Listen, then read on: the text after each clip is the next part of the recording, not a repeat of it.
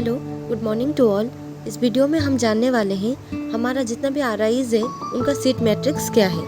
ये सारा इन्फॉर्मेशन जो भी है मैंने ये ऑफिशियल वेबसाइट से ही लिया हुआ है। आरआई भुवनेश्वर में फिजिकल साइंस ग्रुप यानी कि पीसीएम ग्रुप के लिए 55 सीट है एंड सीबीजेड जो कि बायोलॉजिकल साइंस ग्रुप के लिए उसके लिए भी 55 सीट्स है। वैसे ही आरआई मैसूर में सीबीजेड के लिए 55 और पीसीएम के लिए भी 55 सीट्स है। ये खत्म हुआ BSc BEd 4 year integrated course के लिए। चलिए देखते हैं 4 year integrated BA BEd course के लिए क्या सीट मैट्रिक्स है। बीए बीएड के लिए आरआई भुवनेश्वर में 55 सीट्स है एंड आरआई मैसूर में भी 55 सीट्स है।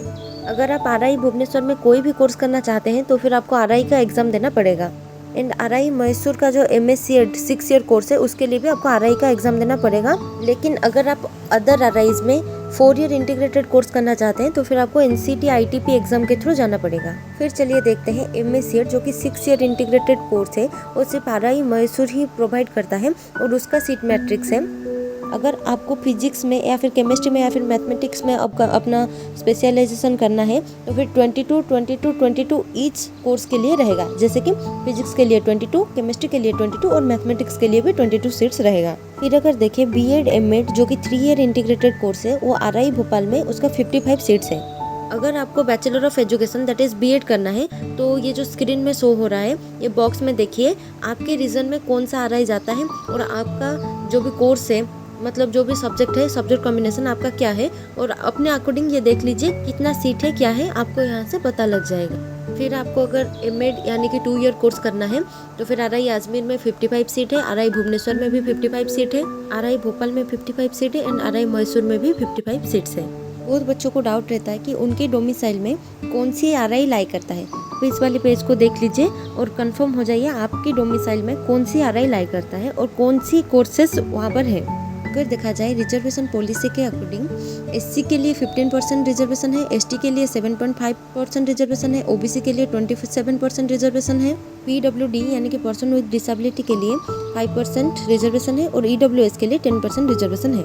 मैं आपको बता देती हूँ कैसे कैलकुलेट करना है कि किस कास्ट के लिए कितना रिजर्वेशन है। आप अपने अकॉर्डिंग देख लीजिएगा, आपका जो भी मतलब कैटेगरी है आपके अकॉर्डिंग कितना सीट्स है आप देख लीजिएगा। अगर मैं बताऊँ सीबीजेड के लिए आरआई भुवनेश्वर के लिए 55 सीट्स है तो फिर आपको कैसे करना है। एससी के लिए 15% रिजर्वेशन होता है, आपको करना है 55 इंटू 15/100 जो भी कैलकुलेशन करके जो भी नंबर आएगा वही आपका रिजर्वेशन है एससी कैटेगरी के लिए। सेम प्रोसेस में आप एसटी का भी निकाल सकते हैं, ओबीसी का भी निकाल सकते हैं, पीडब्ल्यूडी का भी निकाल सकते हैं और ईडब्ल्यूएस के भी निकाल सकते हैं। अगर बात करें आरआई अजमेर की जो आईटीपी के एडमिशन हो रहा था आईटीपी में 2023 में उसका सीट मैट्रिक्स मैंने यहाँ पर निकाला हुआ है। 2023 के एडमिशन के टाइम आरआई अजमेर ने अपनी ऑफिशियल वेबसाइट में ये एक पीडीएफ निकाला हुआ था जो कि अगर आप अभी जाके देखेंगे 2024 में आपको वो पीडीएफ नहीं दिखेगा, नहीं शो करेगा। फिर भी मैं आपको ये पीडीएफ दिखा रही हूँ ताकि आपको एक आइडिया हो जाए आरआई अजमेर का सीट मैट्रिक्स क्या है। मैंने सारी ऑफिशियल वेबसाइट में जाके ये चेक किया लेकिन अभी कोई भी किसी भी आरआई का ये सीट मैट्रिक्स शो नहीं कर रहा है। ये 2023 का क्लिप है जो कि मैं आपको दिखा रही हूँ। 2023 के एडमिशन के टाइम मेरे पास सारा सीट मैट्रिक्स था लेकिन अभी ना ही ऑफिशियल वेबसाइट में है ना ही मेरे पास है, इसीलिए मैं आपको मेरे पास जितना था मैं आपको शो कर रही हूँ, आपको दिखा रही हूँ। अगर 2024 के एडमिशन के टाइम या फिर एग्ज़ाम के बाद ऐसा कुछ भी सीट मैट्रिक्स प्रोवाइडेड होगा ऑफिशियल वेबसाइट में तो मैं आपके साथ ज़रूर शेयर करूँगी।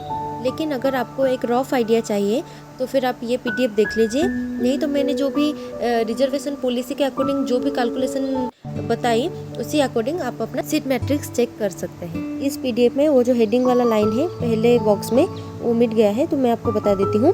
बीएससी बीएड जो है उसका हेडिंग है आईटीपी कोर्स और जो उसके बाद है physics chemistry mathematics botany zoology वो आपका मेजर होने वाला है। उसके बाद से आपको उसके बाद के जो भी कॉलम है वो आपको कैटेगरी दिख जाएगा। पहले में जनरल है, दूसरे में ओबीसी एनएससीएल है, एनसीएल है, तीसरे में एससी है, फोर्थ में एसटी है, फिफ्थ में ईडब्ल्यूएस है और लास्ट जो कॉलम है वो टोटल मार्क का है। मेरे से जितना हो सका मैं जितना आपको प्रोवाइड कर सकती थी मैं वो कर रही हूँ। और आप जो पूछ रहे थे मुझे आरआई बीबीएसआर का स्टेट वाइज कितना है वो मेरे पास फ़िलहाल के लिए ऑफिशियल वेबसाइट में भी कोई भी इन्फॉर्मेशन नहीं है और मेरे पास भी कोई भी ऐसा ऑथेंटिक चीज़ नहीं है जिसके हिसाब से मैं आपको दिखा सकूं, इसीलिए मुझे माफ़ कर दीजिएगा।